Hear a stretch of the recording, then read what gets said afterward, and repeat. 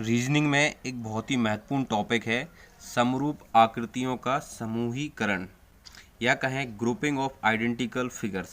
ये आपने देखा होगा हर एग्जाम में कहीं ना कहीं पूछा जाता है और हम छोटी से छोटी इसमें गलती के कारण अक्सर क्वेश्चन गलत कर देते हैं। देख सकते हैं इस टाइप के कुछ क्वेश्चन पूछे जाते हैं, ऐसी कुछ आकृतियाँ रहती हैं और फिर उसके बाद हमें उनका ग्रुपिंग बनाना होता है।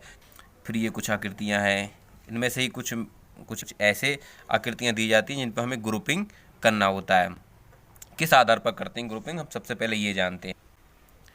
आकृतियों की ग्रुपिंग करने के लिए कुछ चीज़ें हमें ध्यान रखना बहुत ज़रूरी है, तभी हम इनकी ग्रुपिंग कर सकते हैं। जैसे सबसे पहला है कि हम सरल या वक्र रेखाखंडों के आधार पर को करने की कोशिश करते हैं। एक सरल रेखाखंड होता है, एक वक्र रेखा होती है। आप सरल मतलब समझ सकते हैं सीधा, और वक्र मतलब हम थोड़ा सा गोल टाइप का वक्र होता है, वैसी रेखाखंड होती है, उस आधार पर कर सकते हैं। छाया रंग के आधार पर हम वर्गीकरण कर सकते हैं, समूहीकरण कर सकते हैं। किसी की छाया दिख रही है या उसका वर्गीकरण है। खुली या बंद आकृतियों के आधार पर कर सकते हैं। यहाँ भी मैं एग्जाम्पल तौर पर बताऊंगा खुली या बंद आकृति क्या है। रेखाखंडों की संख्या के आधार पर कर सकते हैं कि उसमें कितनी रेखाएं हैं किस किस में, तो उस आधार पर कर सकते हैं। और आकृति में निहित भाग मतलब किस आकृति में क्या है। त्रिभुज के अंदर कई बार वृत्त होता है या वृत्त के अंदर त्रिभुज होता है, चतुर्भुज के अंदर त्रिभुज हो जाता है। ऐसी बहुत सारी क्वेश्चन होते हैं जिनके आधार पर हमें समूहीकरण करना होता है। अभी इसकी आपके सामने कुछ आकृतियां हैं जिनको आपको पहचानना है और कमेंट बॉक्स में आंसर देना है कि वर्गीकरण कैसा है। आप देखिए इसमें 1 नंबर का जो चित्र है, त्रिभुज के अंदर त्रिभुज है, फिर 2 नंबर है, 3 number, 4 number, 5 number, 6 number, 7 number, 8 number, 9 number. और आपको इसमें वर्गीकरण करना है ABCD, किसी में से एक आपको चुनना है कि इसमें कौन कौन सा ग्रुप एक समान है। कुछ है मतलब 2 4 7 हो सकता है, 1 3 5 समान हो सकते हैं, 6 8 9 समान हो सकते हैं, 1 5 7 समान हो सकते हैं। 2 करने की कोशिश करिए। ये क्वेश्चन बहुत अच्छा लगा, अक्सर ऐसे छोटे छोटे क्वेश्चन पूछे जाते हैं। तो चलिए बताने की कोशिश करिए कौन कौन सा इसमें सही हो सकता है और कमेंट बॉक्स में ज़रूर बताइए।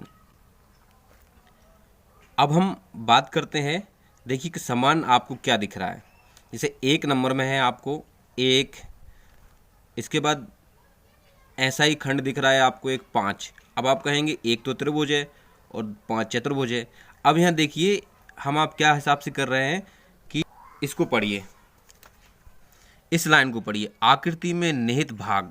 अब इस पे यहाँ हम ये त्रिभुज नहीं देख रहे कि त्रिभुज है या चतुर्भुज है, हम देख रहे हैं आकृति में निहित भाग समान है या नहीं है। तो आकृति में निहित भाग अगर हम देखें तो 1 में एक निहित भाग है, फिर 5 में है और फिर 7 में है।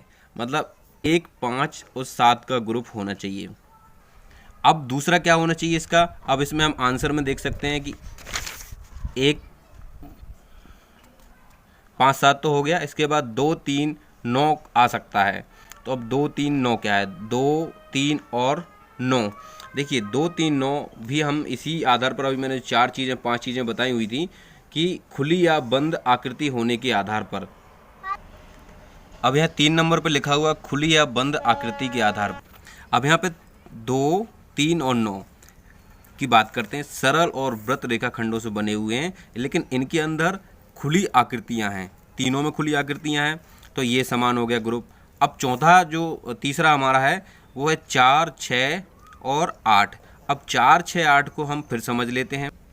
अब 4 6 और 8 की बात कर लेते हैं। तो ये क्या, प्रत्येक 4 भागों में विभक्त है। आप देखिए 4 नंबर है वो 4 भागों में विभक्त है, 6 नंबर है वो भी 4 भागों में विभक्त है, और 8 नंबर है वो भी 4 भागों में विभक्त है। इससे आप हर क्वेश्चन कर सकते हैं। मतलब ये बहुत सारे क्वेश्चन यहाँ भी आप देख लीजिए कि ये 4 नंबर का एक क्वेश्चन है, इसको आप समझिए कौन कौन सा इसमें सेम हो सकता है। तो देखिए इसमें जो व्रत बने हुए हैं, 1 में बना हुआ है, 2 में बना हुआ है, और व्रत कहाँ बना हुआ है, 6 में बना हुआ है। तो 1 2 6 यानी बी नंबर का इसका आंसर होगा। तो व्रत के बाहर कोई ना कोई क्या बनी हुई है, आकृति। अब इसमें नीचे के 3 5 और 7, तो 3 5 कैसा बोल रहा है, 3 5 और 7 किसी आकृति के अंदर एक व्रत बना हुआ है, तो ये सेम हो गया। फिर 4 8 9। अब इसी में एक क्वेश्चन हम और आगे देख लेते हैं। ये 5 नंबर का क्वेश्चन है, यहाँ पे कुछ आकृतियाँ दी हैं, एक इसमें भी आपको समूह बनाना है। तो पहला इसमें जो ऑब्जेक्ट है वो है 1 5 8। अब 1 5 और 8, जिसका कोई मेल जोल नहीं है, तो पहला तो गलत हो गया। अब दूसरा ऑब्जेक्ट है कि 1, 3 और 6, 1, 3 और 6, हम 1, 3 और 6 देख लेते हैं। 1 नंबर पे व्रत है, 3 नंबर पे व्रत है और 6 नंबर पे भी व्रत है, तो ये हो सकता है। लेकिन हम इसके नीचे देखते हैं 5, 4 और 9, 5, 4 और 9, 5 में आधा व्रत है, 4 में चतुर्भुज है और 9 में क्या है, त्रिभुज है, तो इसका भी कोई मेल जोल नहीं है, तो ये भी अपना गलत हो गया। अब पहला तो अपना सही है कि 1, 3 और 6, मतलब तीनों में व्रत हैं। अब यानी हमारा आंसर हो सकता है डी वाला, नहीं सॉरी, 5, 7 और 2, 5, 7 और 2 हमारा दूसरा ऑप्शन है। 5, 7, 2, और 5, 7, 2 में देखिए, 5 में देखिए आधा व्रत है, फिर इसके बाद 7 में हम देखेंगे आधा व्रत है और 2 में भी आधा व्रत है। अब इसके बाद तीसरा मतलब इसी में तीसरा समूहीकरण क्या है, 8, 4 और 9। 8 में देखते हैं हम क्या है, 8 में त्रिभुज है, 4 में क्या है, त्रिभुज है और 9 में क्या है, त्रिभुज है। तो इस तरीके से हम ये यहाँ पे कर सकते हैं, बहुत आसान है। इसी में हम एक नेक्स्ट और देख लेते हैं समझने के लिए। तो इसमें देखिए, तो पहला आपको है समझ में आ रहा होगा, हम पहला 1, 4, 7, इसमें ऑप्शन देखते हैं हम। 1, 4 और 7, 1, 4, 7 में क्या है, तीनों चतुर्भुज हैं, 1, 4 और 7, और तीनों के अंदर 4 व्रत हैं।